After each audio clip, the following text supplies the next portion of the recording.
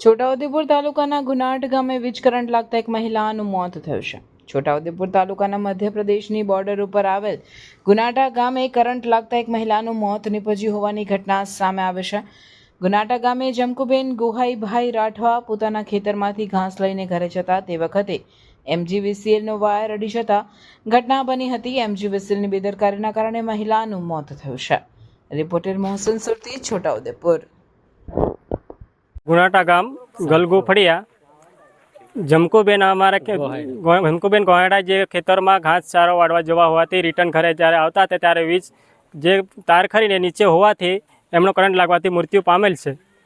तो एमने जे बी अमारे 12 महीना में जे अरजी करी थी एनो कोई निकाल नहीं आयो। घणी वखत अमे एमने पाछा बी कहेवा मौखिक में कहेवाथी तो बी एमनो निकाल नहीं आयो। तो हवे पछी आवा बनाव ना बने ने वहेली तके अमारा जे अरजी करी एनो निकाल थाय एवुं मारुं मानवुं छे। गाम गुनाटानी अंदर गलगू फलिया में जमखूबेन गोहाड़ाबेन ना घरवाली ना आज मृत्यु थयुं छे।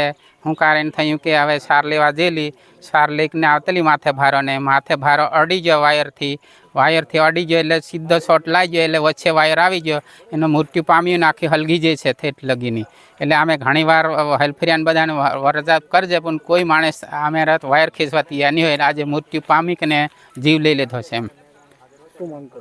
अमारी मांग एली है कि हवे लोग भले मृत्यु पामी जाए कोई सरकार वर्तन आपे ने कालू ठीक बना बने नहीं ने वायर खेसी राखे ने धान राखे एवं अमारी मांग है।